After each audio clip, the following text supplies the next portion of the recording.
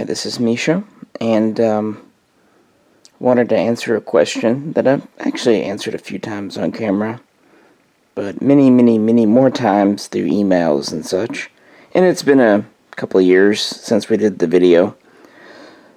So once again, I thought we would look at the differences between Mossberg's Model 500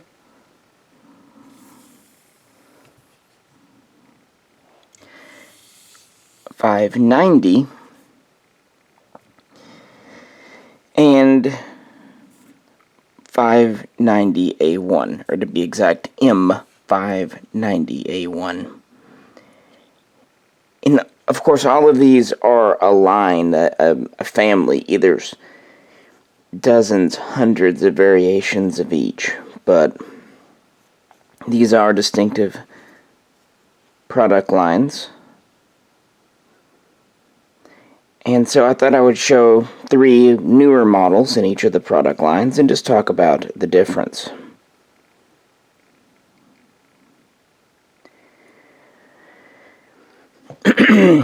For our Model 500, I have one of the new retrogrades.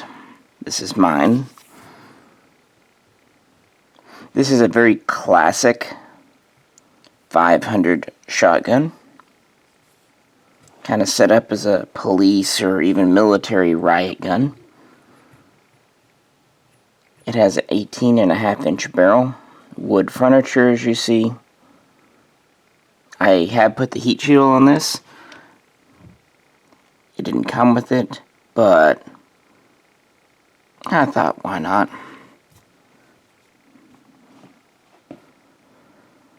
And it's otherwise Mossberg's basic pump-action shotgun. We have dual action bars on the pump, a polymer trigger guard, polymer tang-mounted safety. We have dual extractors. This one is chambered for 12 gauge. They do have other chamberings. The top of the receiver is drilled and tapped. It has the original style tube, which is a 5+1 as standard. They also have extended ones. They go to 7+1. The cap is here. It's on the end. It's actually part of the barrel. So when you pull this off, it's solid under, which is the hole for the screw, which makes barrel changes quick and easy, and you don't have to worry about losing the cap. It's a standard weight barrel. All kinds of lengths are made. 18 is usually the shortest.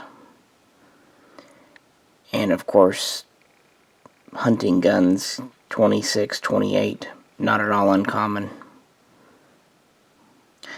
The retrograde has a very classic blued finish, pretty high polish, and it's got classic wood furniture. That was the original, released in the 60s, and then Mossberg would make the 590, which is a model originally made for the military and police.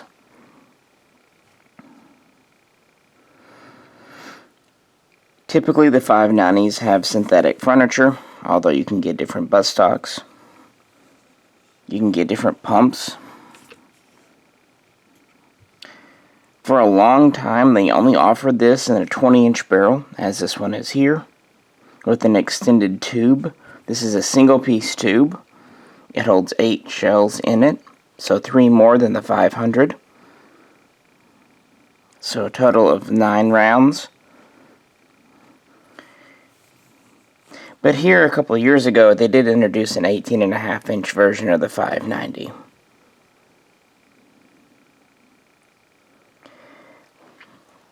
Most of your 590s will have a standard NATO spec bayonet look.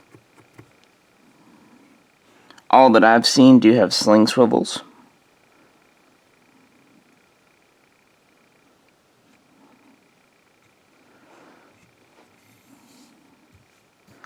Finish is kind of a matte blue versus a gloss blue. Our receiver is still drilled and tapped. Still have a polymer trigger guard, typical Tang safety. Still have the dual extractors, the internals.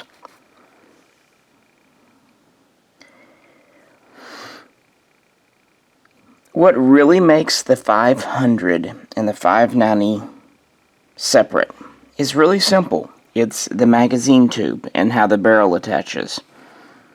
This piece, this nut unscrews, much like on a Remington 870, and it comes completely off. Your barrel slides off, and under it is a snap ring. So the end of the tube is open, is hollow. And you can take that snap ring out to disassemble it for cleaning or maintenance. This was done by military request, or at least Mossberg thought they could use it. So it has that benefit. It also allows for extra room inside the tube for shells, usually resulting in one more than a standard 500. Not always, depending on the actual mathematics of it, but it's a typical thing. Otherwise, it's the same gun, just beefed up a little bit.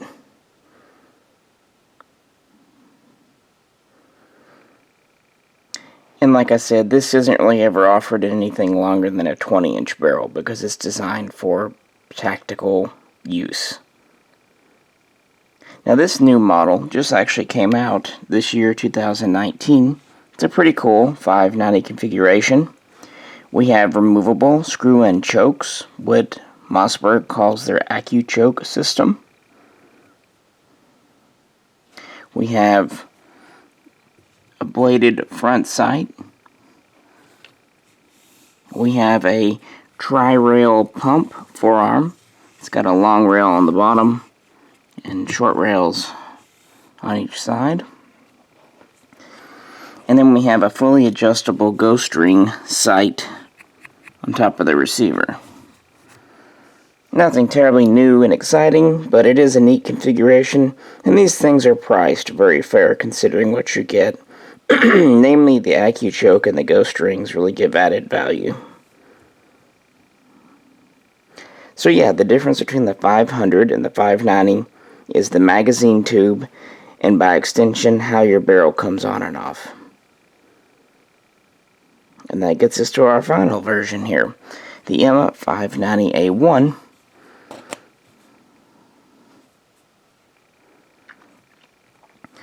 Which is essentially the version Mossberg came up with after the military said, hey, we like the 590, make some improvements.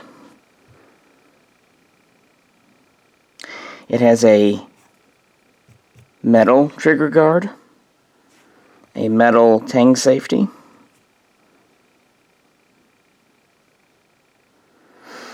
and the 590A1 has a heavy wall barrel, a little thicker. Now what's funny is, while the standard 590 has the same kind of light barrel as the 500, a lot of 590 variants ended up with a heavy wall barrel by default too. For example, they have one with a fixed breaching device that has a heavy wall just for durability. Also, the short shockwaves, which are in the 590 series, end up having a heavy wall. And I haven't really measured this one yet. Let me see. But it's a little bit thicker here. I don't think it's quite what you consider a heavy wall, but it's a little bit thicker to accept the AccuChoke. So, while the heavy wall is standard on the A1, a few of the variants in the 590 can have it. Now, as I said, the 590 for many years only had a 20-inch barrel. The 590A1, when it was released, has come in 14-inch for short barrel shotgun, 18.5, which this is here, and and 20 inch. So it's had more range in barrels. Originally, the 14 and the 18 inch guns had a 6-shot tube, so 5+1, same as the 500. And the 20 inch had an 8+1, same as the 590. But more recently, Mossberg has updated the design. First, a couple of years ago, they started putting little +1 extensions out here, taking capacity from 5+1 to 6+1. And last year, they started introducing a single-piece tube, which now makes this a standard at 6+1. However, I've been able to get 7 shells in these tubes, but I've noticed it's kind of an ammo dependent thing.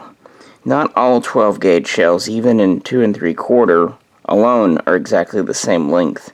So if you get one of these with an 18-inch barrel and the tube that comes out further, you can get 6 in it for sure, and maybe 7.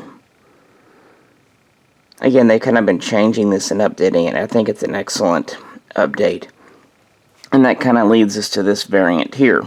In addition to having the new single-piece tube, which gives us extra capacity, this also has the AccuChoke system. It also has the tri-rail pump, and it has the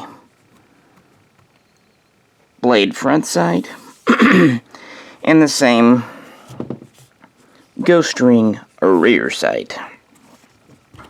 That's kind of why I brought this one out. I thought it would be neat to see very similar variants in the 590 and the 590A1. And I brought out the 500 retrograde just to show you mine after I put a heat shield on it, because, I don't know, I think it's cool. What do you think? So to recap, the difference between 500 and 590 is the end of the magazine tube and how the barrel goes on. And the difference between the 590 and the 590A1 is essentially that the 590A1 has a metal safety and metal trigger guard. And also, a heavy wall barrel is standard on the 590A1, where it's only an option on some of the variants of the 590. And of course, all of these come with different stocks. For example, speed feed with the shell storage.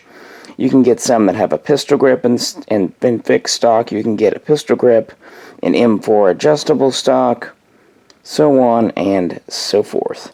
All of these guns are rated for 2 3/4 and 3-inch Magnum. All of them have the dual action bars on the pump, and all of them have dual extractors. Also, all of these have aluminum alloy receivers, even the military. Now, some people like to make a big deal about that, saying, well, Remingtons have steel receivers. Absolutely true. The thing is, these receivers don't fail. This aluminum is fine. All of your AR-15s and many other guns besides have alloy receivers. And the bolt itself actually locks into an extension on the barrel. So the receiver itself isn't bearing the stress directly. These all take the same pumps and the same buttstock. And in fact, you can take the metal trigger guard and safety from the A1 and put it in the 500 or 590. So they're still mostly parts compatible. The only difference is with the barrels. Length matters. And obviously the end cap style matters. All of your 590, 590A1s will have sling swivel studs. Only some of the 500s will have sling swivel studs. This kind of depends if it's more of a tactical or hunting model. Well, I hope that answers kind of that lingering question. It's definitely one worth asking because at glance these are very similar shotguns, and they are, but there are differences. So I just thought we'd have a little quick video, talk about them here. If you'd like to see more on the retro grades, we've got a video we put out last Christmas on these. I really like these shotguns. The 590 here with the AccuChoke and the ghost rings is probably a really good value, I would say, considering all you get. And of course the 590A1 is just a military classic. You can get it in a basic version, you know, bead sight, 20-inch barrel. And of course you can get it in an SBS if you have the proper authority and paperwork for that. And that's not even getting into some of the variants like the 590M, which is a magazine fed. And of course the 590 Shockwave. We've got videos on those as well, but I didn't want to get too far